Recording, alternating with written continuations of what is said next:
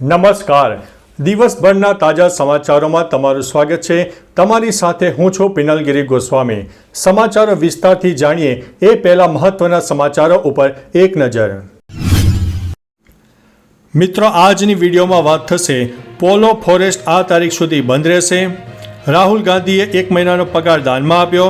સમગ્ર દેશમાં સુરત પ્રથમ સ્થાને આવ્યું છે. પૂરગ્રસ્ત વિસ્તારમાં સરકારે સહાય ચૂકવી. ભાવનગરના ચંદ્રિકાબેનને મળશે શ્રેષ્ઠ શિક્ષકનો એવોર્ડ. રાજ્યમાં વરસાદને લઈને મોટા સમાચાર સામે આવ્યા છે. ત્યારે આગળ વાત થશે રામપુર ગામે પોલીસ અને ટોળા વચ્ચે ઘર્ષણ સામે આવ્યું છે. વડોદરામાં મગરોનો ત્રાસ હજુ પણ યથાવત જોવા મળ્યો છે. મહીસાગર નદીમાં ડેમનું પાણી છોડવામાં આવ્યું છે. ગુજરાતમાં થઈ શકે છે મોટું એલાન. અને જાણો ક્યારે યોજાશે ઐતિહાસિક તરણેતરનો મેળો. ત્યારે વાત થશે પીએમ મોદીએ ડોલ ઉપર હાથ અજમાવ્યો છે. ત્યારે વાત થશે વરસાદમાં ઉદયપુર અમદાવાદમાં ટ્રાફિક જામ થયો છે. ત્યારે વાત થશે કે મેં રેપ નથી કર્યો, આ છોકરી મારી સાથે લીવ ઇન રિલેશનમાં હતી. હવે મિત્રો સમાચાર વિસ્તારથી. મુંબઈની કોર્ટમાં રેપ કેસમાં ચોંકાવનારો ખુલાસો સામે આવ્યો છે. આ કેસમાં 29 વર્ષની યુવતીએ 46 વર્ષના યુવક પર બળાત્કારનો આરોપ લગાવ્યો છે. સુનાવણી દરમિયાન આરોપીએ પોતાને નિર્દોષ હોવાનું કહ્યું છે. તેણે બચાવમાં કોર્ટ સમક્ષ લીવ ઇન રિલેશનશીપ એગ્રીમેન્ટ રજૂ કર્યું હતું, જે મુજબ યુવતી તેના યૌન શોષણનો આરોપ ન લગાવી શકે. મિત્રો, અન્ય મહત્વના સમાચારની વાત કરીએ તો વડોદરામાં ઉદયપુર અમદાવાદ ટ્રાફિક જામ. વડોદરામાં તમે ઉદયપુર અને દિલ્હી માટે તમે ટ્રાવેલ કરવાના હોય તો આ સમાચાર તમારા માટે છે. અમદાવાદ ઉદયપુર હાઈવે પર વરસાદને કારણે ટ્રાફિક જામ થઈ ગયો હતો. પ્રવાસીઓને ભારે વરસાદમાં હાલાકીનો સામનો કરવો પડ્યો હતો. ખાસ કરીને અમદાવાદ ઉદયપુર હાઈવે પર પાણી ભરાયા હોવાથી વાહનો ફસાઈ જતા લાંબો ટ્રાફિક જામ પણ થયો હતો. ટ્રાફિકમાં ફસાયેલા લોકોએ જણાવ્યું છે કે સ્થિતિ સામાન્ય ન થાય ત્યાં સુધી રોડ ઉપર મુસાફરી ટાળવી જોઈએ. મિત્રો, અન્ય મહત્વના સમાચારની વાત કરીએ તો પીએમ મોદીએ ડોલ પર હાથ અજમાવ્યો. પીએમ મોદી સિંગાપુરમાં હતા. હોટલ પર તેમનું ભારતીય સમુદાય દ્વારા શાનદાર સ્વાગત કરવામાં આવ્યું હતું. આ દરમિયાન તેમણે ઢોલ વગાડીને એક અનુભવ કર્યો હતો. પીએમ મોદી પણ એક ઢોલી પાસે ગયા અને તેમણે ઢોલ પર દાંડી મારી હતી. દરમિયાન તેઓ ઘણો આનંદ માણતા જોવા મળ્યા હતા. તેમનો એક વિડીયો પણ સામે આવ્યો છે, જે હાલ વિડીયો વાયરલ થઈ રહ્યો છે અને લોકોને આ વિડીયો પસંદ આવી રહ્યો છે. મિત્રો, અન્ય મહત્વના સમાચારની વાત કરીએ તો જાણો ક્યારે યોજાશે ઐતિહાસિક તરણેતરનો મેળો. ગુજરાતમાં ભારેથી અતિભારે મેઘતાંડવના કારણે જન્માષ્ટમીનો લોકમેળો રદ કરવામાં આવ્યો હતો.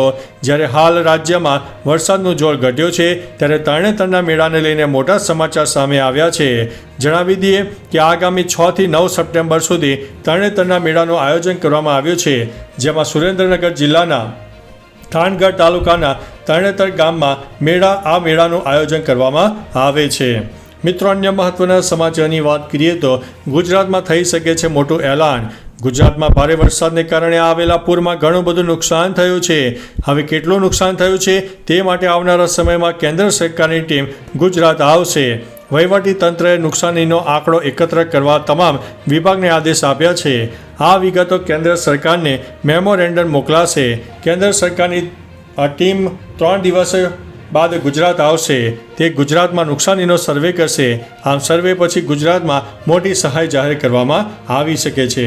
મિત્રો, અન્ય મહત્વના સમાચારની વાત કરીએ તો મહીસાગર નદીમાં ડેમનું પાણી છોડાયું છે. ઉપરવાસમાં થયેલા વરસાદને કારણે કડાણા ડેમમાં ભરપૂર માત્રામાં પાણીની આવક થઈ હતી. કડાણા ડેમના દરવાજા ખોલીને મહીસાગર નદીમાં પાણી ઠાલવવામાં આવ્યું હતું. નદીમાં 1,02,070 ક્યુસેક પાણી છોડવામાં આવી રહ્યું છે. ડેમની જળ સપાટી અત્યારે 126.77 મીટરે પહોંચી ગઈ છે. કડાણા ડેમના 10 ગેટ 1.52 મીટર ખોલીને નદીમાં 1,02,070 ક્યુસેક પાણી છોડવામાં આવ્યું છે. મિત્રો, અન્ય મહત્વના સમાચારની વાત કરીએ તો વડોદરામાં મગરોનો યથાવત જોવા મળ્યો છે. વડોદરામાં વિશ્વામિત્રી નદીમાં પૂર આવ્યા બાદ શહેરમાં નદીના નજીક ઘણા સ્થળોએ મગરોનું વર્ચસ્વ જોવા મળ્યું હતું.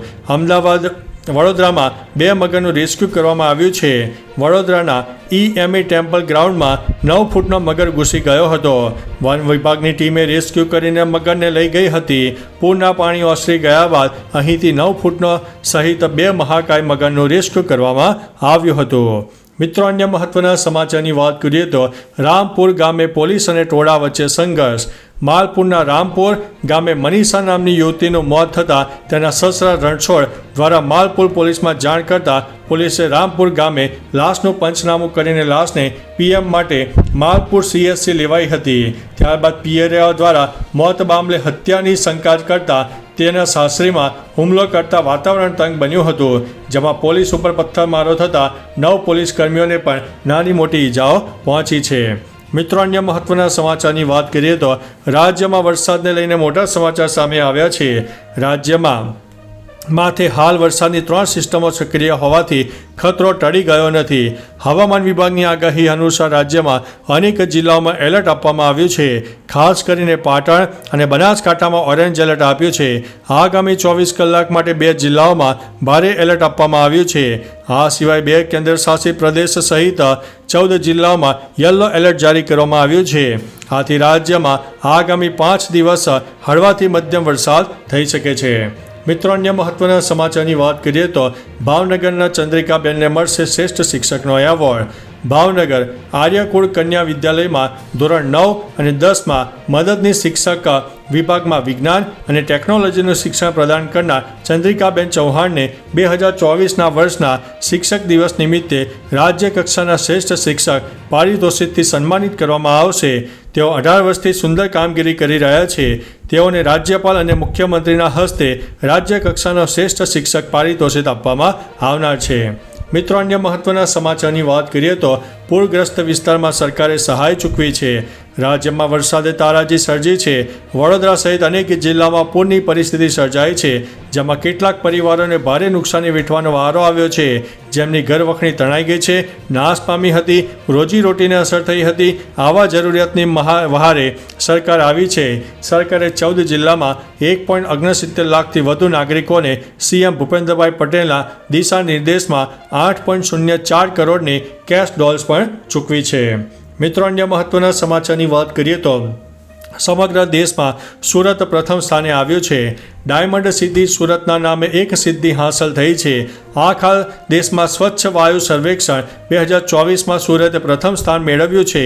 આ સિદ્ધિ બદલ સુરત શહેરને 7 સપ્ટેમ્બરના રોજ સન્માનિત કરવામાં આવશે. સુરત શહેરને સન્માનમાં 1.5 કરોડની ઇનામી રાશિ, ટ્રોફી અને પ્રમાણપત્ર સુરતના મેયર અને મહાનગરપાલિકાને અર્પણ કરાશે. દેશમાં સુરત શહેર 131 શહેરોને પાછળ છોડીને કુલ 200 માર્ક્સમાંથી 194 માર્ક્સ મેળવીને સર્વેમાં પ્રથમ સ્થાને આવ્યું છે. મિત્રો, અન્ય મહત્વના સમાચારની વાત કરીએ તો રાહુલે 1 મહિનાનો પગાર દાનમાં આપ્યો છે. વાયનાડના ભૂતપૂર્વ સાંસદ અને લોકસભામાં વિપક્ષના નેતા રાહુલ ગાંધીએ વાયનાડ દુર્ઘટનાના અસરગ્રસ્ત લોકોના પુનર્વસન માટે પોતાનો 1 મહિનાનો પગાર એટલે કે 2.3 લાખ રૂપિયા દાનમાં આપી દીધા છે. કોંગ્રેસ વાયનાડમાં 100 મકાનો બનાવશે અને આ દુર્ઘટનામાં જેમણે પોતાના પરિવાર અને ઘર ગુમાવ્યા છે તેમને અપાશે. 30 જુલાઈના રોજ વાયનાડના 2 ગામોમાં લેન્ડસ્લાઇડના કારણે 200 લોકોના મોત થયા હતા, જ્યારે હજુ લોકો પણ ગુમ જોવા મળી રહ્યા છે. મિત્રો, અન્ય મહત્વના સમાચારની વાત કરીએ તો પોલો ફોરેસ્ટ આ તારીખ સુધી બંધ રહેશે. વરસાદી વાતાવરણમાં સાબરકાંઠાના પોલો ફોરેસ્ટ જવા માટે ગુજરાતીઓ હંમેશા ઉતાવળા બનતા હોય છે.